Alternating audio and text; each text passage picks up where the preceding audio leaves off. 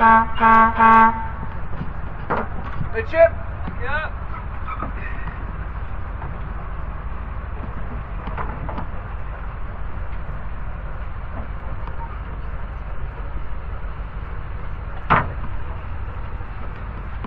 Welcome on board, ladies and gentlemen, boys and girls, for your cruise today on the motor vessel Lady of the Lake on Loch Katrine. As we set sail, please listen carefully to the following safety announcements. In the unlikely event of an emergency, you'll be informed by means of a signal, consisting of 7 or more short blasts, followed by 1 long blast on the ship's horn, or over the public address system. Please remain calm and follow the instructions of the crew. We do have enough life jackets for everyone on board, including small children. These are stored in clearly marked lockers on the upper deck and in the lower saloon behind the bar. We also have 3 life rafts capable of carrying 30 passengers each, which is a total of 19 passenger spaces. Please do not throw anything overboard or climb on the seats, handrails or anywhere else for that matter, as these actions can be dangerous. Thank you for your attention.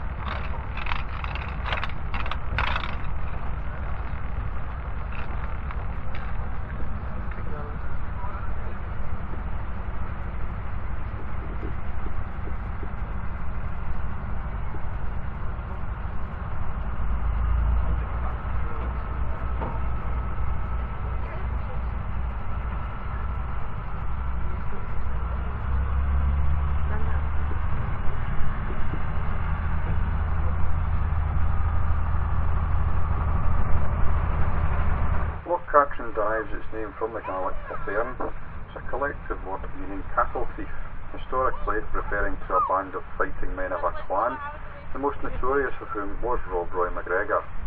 MacGregor was born at Glengyle at the west end of Loch Katrine, which is around 11 miles from our start point today.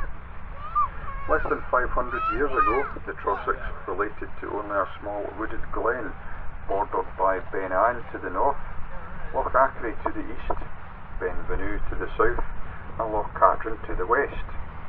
Over the centuries, the name has begun to refer to a much wider area.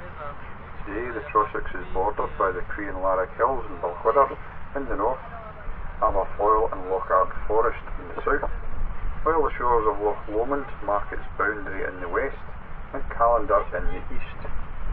The area includes mountains, hills and glens, 7 major and many more small lochs, a rich variety of scenery, as well as some picturesque towns. In 2002, the opening of the Loch Lomond and Trossachs National Park was seen as recognition of the value of preserving this largely unspoilt landscape.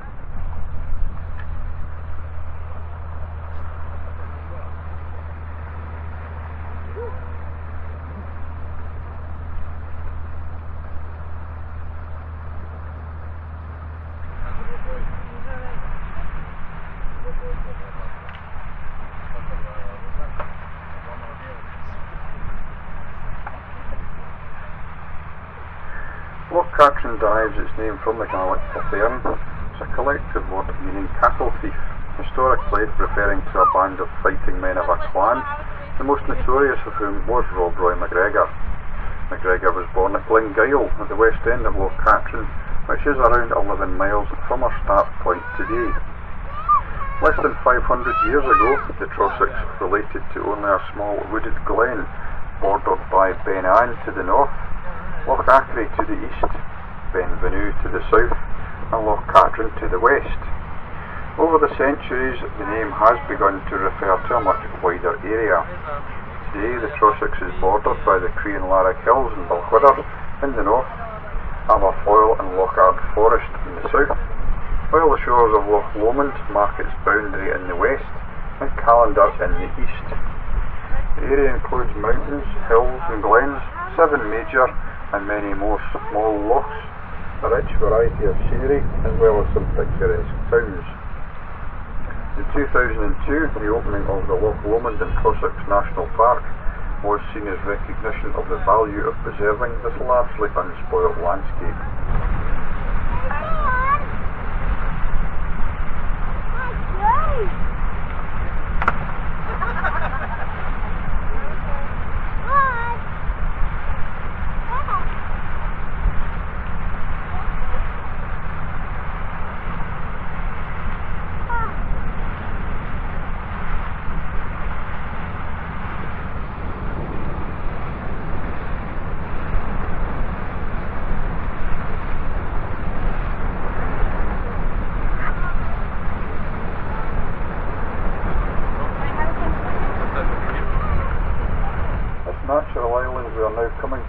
Ellen's Isle or Elan Moloch, which in Gaelic means Shindley Isle or Stony Isle. It was a stronghold of the MacGregors in the mid-16th century, so there may well be buildings or fortifications on the island, but they are hidden by the thick trees. The famous Scottish writer and poet Sir Walter Scott came to the Trossachs with his family and spent many hours sitting on the shore behind this island on a beach called the Silver Strand, writing his poem, The Lady of the Lake. In that poem, the Earl of Bothwell and his daughter Ellen took refuge in a castle on the island. The writings of Sir Walter Scott, Jules Verne and many others ignited interest in the Victorian readers who began to visit the Trossachs area and see its beauty for themselves. This is one of the main reasons it is still such a popular holiday destination to this day. They have been deliberately killed by the local forestry commission.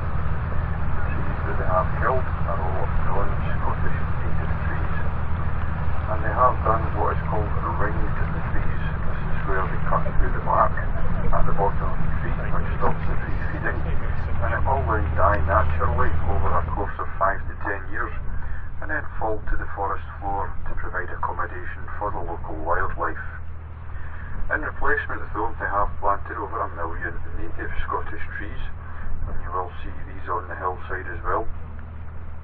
And once these have established themselves, we will have a completely Scottish natural forest, which is going to run from Inversnaid on the east side of Loch Lomond, around the north side of Loch Katrine and all the way to Callander. It will take the hillside back to what it used to look like around about the 1600s, before the trees were started to cut down to provide fuel for the local charcoal bloomeries.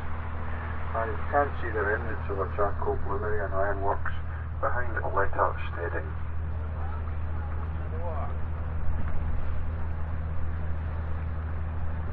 More than with any other character from Scotland's history, the Trossachs is associated with Rob Roy MacGregor.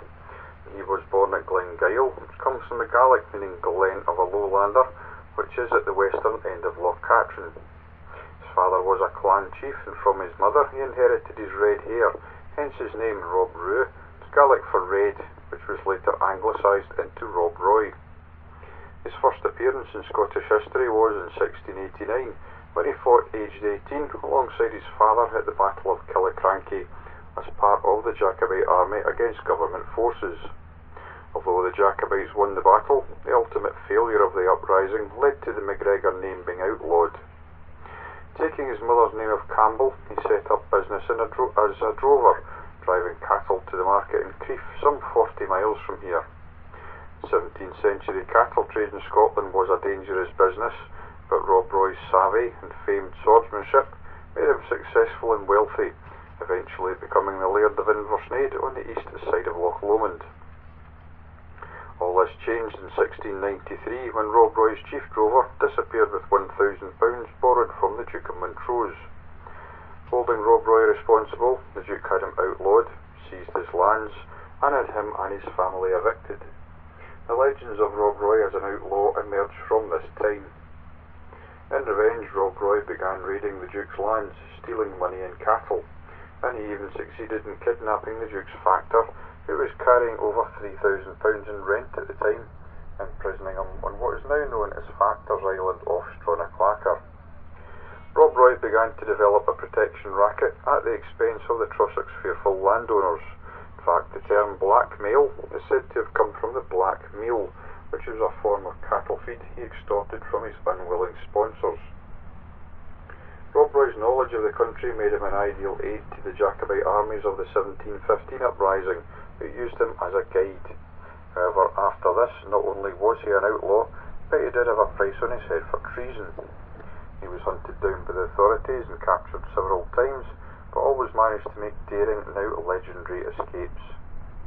When in 1723 Daniel Defoe's book on Rob Roy called Highland Rogue was published, he had been an outlaw for 30 years.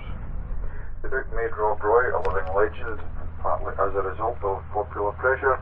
He was pardoned in 1726. He lived out the rest of his life quietly in Balfidder, around 9 miles over the hill behind Edra Steading.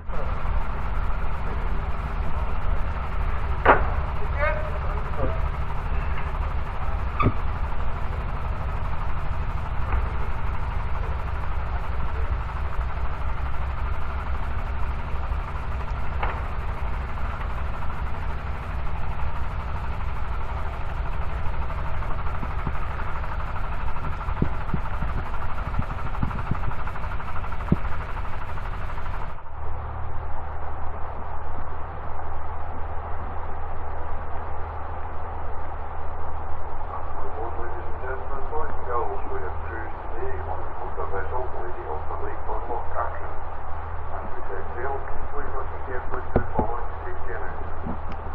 In the unlikely event of an emergency, you'll be informed by means of a signal, consisting of 7 or more short blasts, followed by 1 long blast on the ship floor, or over this public address system. Please remain calm and follow the instructions of the crew. We do have enough life jackets for everyone on board, including small children.